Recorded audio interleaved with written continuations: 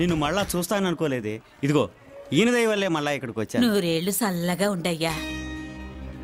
ఆ ఎడారిలోనే అయిపోతాను అనుకున్నాను, ఈయనే మనల్ని ఇలా కలిపింది. మా బిడ్డకి నీ పేరే పెట్టుకుంటామన్నా.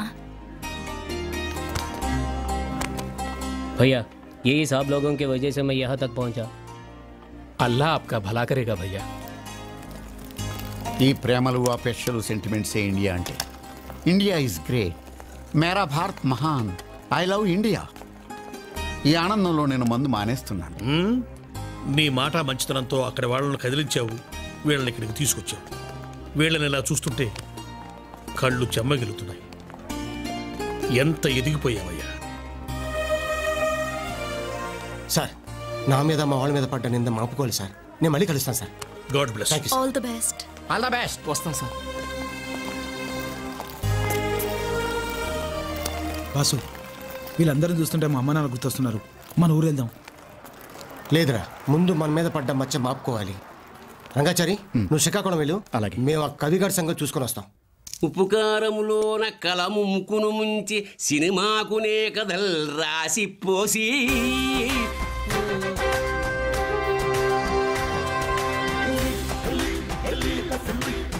సోమబాబు నువ్వు ఇక్కడికి? నేనే జైలు నుంచి వచ్చా, జామకాయ ముక్కలు తిందామని. బాగుంది. డబ్బులు ఇచ్చే కొన్నావా? దుబాయ్ నుంచి వచ్చారు, నువ్వు పంపించిన వాళ్ళే. మొక్కలు బాగున్నారా? తీసుకోండి. మమ్మల్ని దొంగల్ని చేస్తావరా?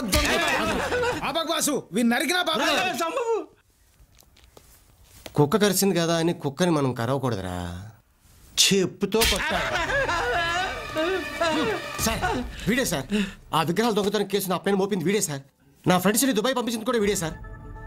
సార్, నేను మంచివాడిని. మీరెంతో రిస్క్ తీసుకొని నన్ను జైల్లో నుంచి బయటికి తీసుకొచ్చారు. మీ మీద నమ్మకంతో మా ఫ్రెండ్స్ని తీసుకొచ్చాను. మీరు పెద్ద మనసు చేసుకొని మా వాళ్ళకి హెల్ప్ చేయండి సార్. మేము ఊరు వదిలి వెళ్ళిపోవడానికి వీడే కారణం సార్. వీడే మమ్మల్ని భయపెట్టి దుబాయ్ పంపించాడు. అక్కడ తిండి లేక, ఉద్యోగాలు లేక నానా అవస్థలు పడ్డాం సార్. ఎవడరా నువ్వు? కవిని, రచయితని. మరి తెల్ల కాగితాలు ఖరాబ్ చేయక వాళ్ళ ఫ్యూచర్ ఎంత ఖరాబ్ చేసావు?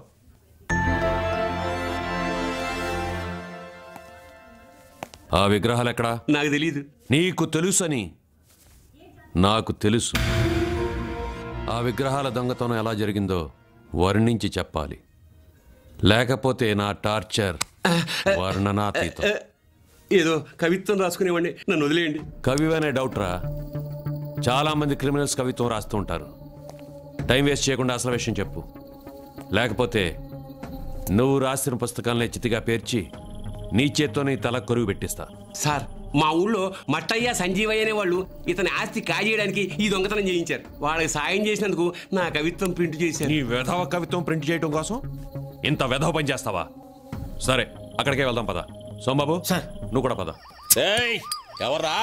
ఆ టీవీ సౌండ్ తగ్గించండి. పోలీసు హారన్లు గోల ఎక్కువైపోయింది. టీవీలో పోలీస్ హార్న్ కాదు బావా, నిజంగానే పోలీసులు వస్తున్నారు చూడు. మట్టయ్య, సంజీవయ్య ఆ విగ్రహాలు ఎక్కడ చేర్చారు? విగ్రహాలేమిటి? చెప్పిందే చెప్పటం, విన్నదే వినటం విసుగు నాకు.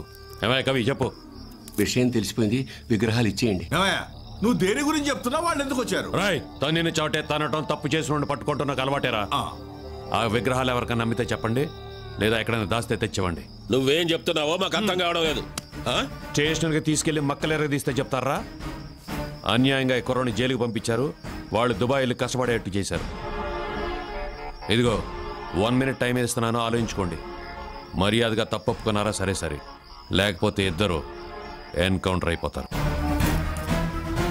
ఈకలతో పోయేదానికి పీకల దాకా తెచ్చుకోకండి. ఒప్పుకోకపోతే చిప్పకూడే. మీ మాట విని నేను నాశనం అయ్యాను, నా మాట విని మీరన్నా బాగుపడండి. తప్పు మాదే, విగ్రహాలు తెప్పిస్తాం. Very good. చూడండి, ఊళ్ళో కుర్రాళ్ళు గాలికి తిరుగుతుంటే ఊరి పెద్దలుగా వాళ్ళని మందలించండి, మారమని చెప్పండి. అంతేగాని ఉచ్చులేసి ఉరిశిక్ష పడేలా చేయకండి. మీలాంటి పెద్దల వల్లే ఇలాంటి కుర్రవాళ్ళు జైల్లో మగ్గుతున్నారు. జైలుకి వెళ్తున్నారుగా, మీకే తెలుస్తుంది. అరెస్ట్ చేయండి. కమాన్.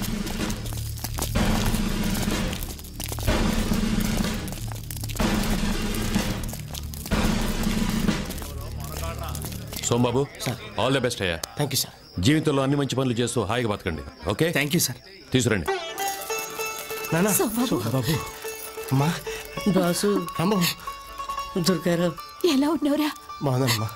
బాబాయ్ దుబాయ్లో చిక్కున్న మా ఇద్దరిని సోమబాబే రక్షించాడు. మా ఇద్దరినే కాదు చాలా మందిని రక్షించాడు. మీ వాడు మన శ్రీకాకుళం పరువు నిలబెట్టాడు. నువ్వు ఇలా రావటం చాలా సంతోషంగా ఉంది సోమయ్య.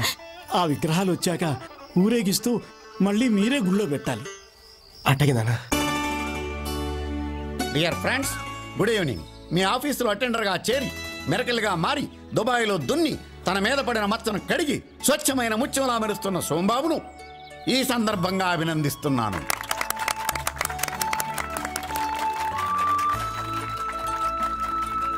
డియర్ ఫ్రెండ్స్, అందుకే ఈ గెట్ టుగెదర్ ఏర్పాటు చేశాను. ఒకప్పుడు సోంబేరిగా ముద్రపడ్డ సోంబాబు ఇప్పుడు స్నేహితులకు సహాయకారి, ఊరికి ఉపకారి. చూడండి, చదువుకోవడానికి బతికించేవాడిని, ఉద్యోగం లేక ఊరికే కూర్చునేవాడిని సోంబేరి అంటాం. కానీ అసలు సోంబేరి ఎవరో తెలుసా? తెలీదు సార్. ఎలక్షన్ రోజున ఓటు వేయడానికి సెలవిస్తే పేకాడుతూ ఓటేని వాడు సోంబేరి. ఎమ్మెల్యే ప్రజల గురించి పట్టించుకోని వాడు సోంబేరి. అసెంబ్లీలో సెషన్స్ జరుగుతుంటే నిద్రపోయేవాడు సోంబేరి. ఆర్టీసీ రైల్వే టికెట్ కౌంటర్స్ లో నత్తగుల్లలాగా తాబేలులాగా టికెట్లు ఇచ్చేవాడు సోంబేరి. ఆఫీసు 10 గంటలకైతే రోజు 11:30 గంటలకు వచ్చేవాడు సోంబేరి. ఫైల్లో తలపెట్టుకుని నిద్రపోయేవాడు సోంబేరి. సంపాదనలో కూరుకుపోయి సంతానానికి సభ్యత సంస్కారాలు నేర్పని తండ్రి సోంబేరి. వృద్ధాశ్రమంలో చేర్చిన తల్లిదండ్రులను నెలకొకసారి కూడా చూడని కొడుకు సోంబేరి. ఇప్పుడు మీరు అలాంటి వాళ్ళు ఆలోచించుకోండి ఒక్కసారి. బై ది బై, మా అమ్మాయికి చికాగోలో ఉన్న కుర్రాడితో పెళ్లి సెటిల్ అయింది. రేపు 12వ తారీఖు పెళ్లి. మీరంతా రావాలి. ఫస్ట్ వెడ్డింగ్ కార్డ్ ఈనాటి గెస్ట్ సోంబాబుకి ఇస్తున్నాను. సోంబాబు. Thank you sir.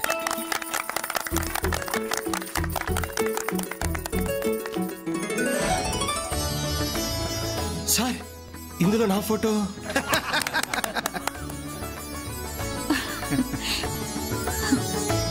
నీ ఫోటో ఏనయ్యా?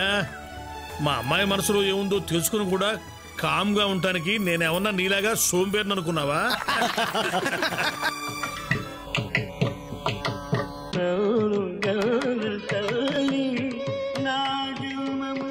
నేడు సబలమ్మాయి అమ్మా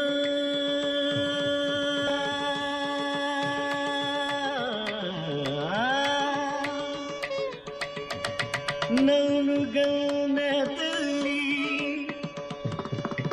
నన్ను గన్న తల్లి, నా జన్మము నేడు సబలమాయే. నన్ను గన్న తల్లి, నా జన్మము నేడు సబలమాయే. నన్ను గన్న తల్లి, నా జన్మము నేడు సబలమాయే. నన్ను గన్న తల్లి.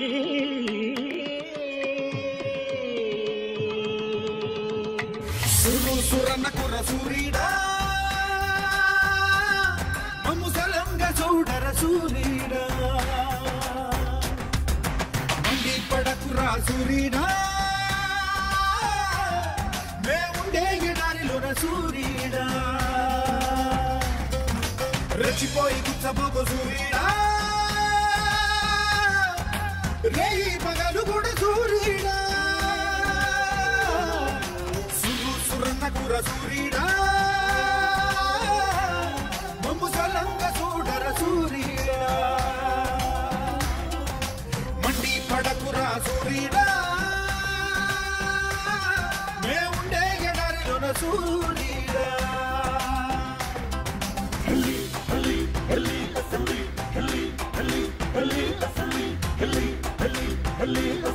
పట్టు పట్టు చెయ్యే పట్టు చిన్నదాని చింగే పట్టు నన్ను నిలుగాచి పెట్టు ఓ పుల్లోడా. కట్టు కట్టు చీరే కట్టు ఉంటే చూపు దూరేటట్టు నోరు కాస్త ఊరేటట్టు ఓ బుల్లమ్మ.